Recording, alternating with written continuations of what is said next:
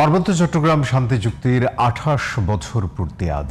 একটা সময়ের অশান্ত পার্বত্য এলাকা সময় গড়িয়ে এখন অনেকটাই শান্ত।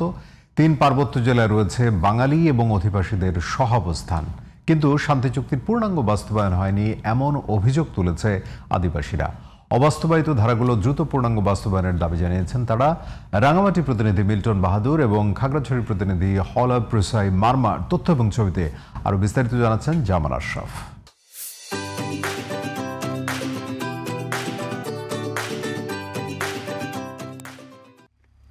১৯৭৮ সালের দিকে পাহাড়ে বৈচিত্র্যময় নৃতাত্ত্বিক জাতিগোষ্ঠীর অধিকার প্রতিষ্ঠার স্বপ্নে মানবেন্দ্র নারায়ণ লারমার নেতৃত্বে গড়ে ওঠে জনসংহতি সমিতি।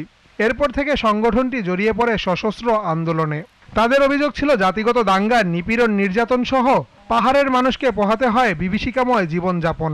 এরই সমস্যা সমাধানে ১৯৯৭ সালে স্বাক্ষরিত হয় পার্বত্য চট্টগ্রাম শান্তি চুক্তি।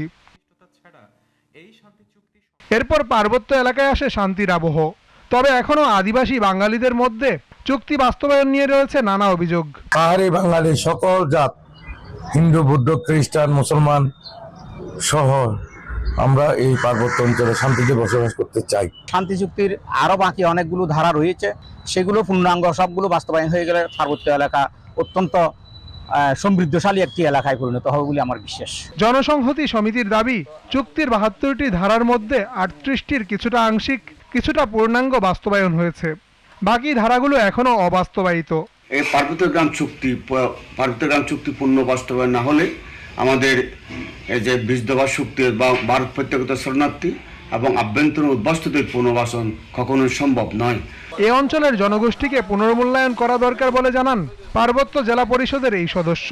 সকলের যে অধিকার, সমান অধিকার যাতে নিশ্চিত হয়, সাংবিধানিক অধিকার নিশ্চিত হয়, কেউ যাতে কোনো প্রকার বৈষম্যের শিকার না হয়, সেজন্য প্রত্যেকটি জনগোষ্ঠীর সাথে আলোচনা করে এই চুক্তিটি পুনর্মূল্যায়ন করা অবশ্যই জরুরি। বাঙালি ও আদিবাসীদের মাঝে শান্তি বজায় থাকুক, এটাই এই অঞ্চলের মানুষের প্রত্যাশা। জামান আশরাফ, জিটিভি নিউজ।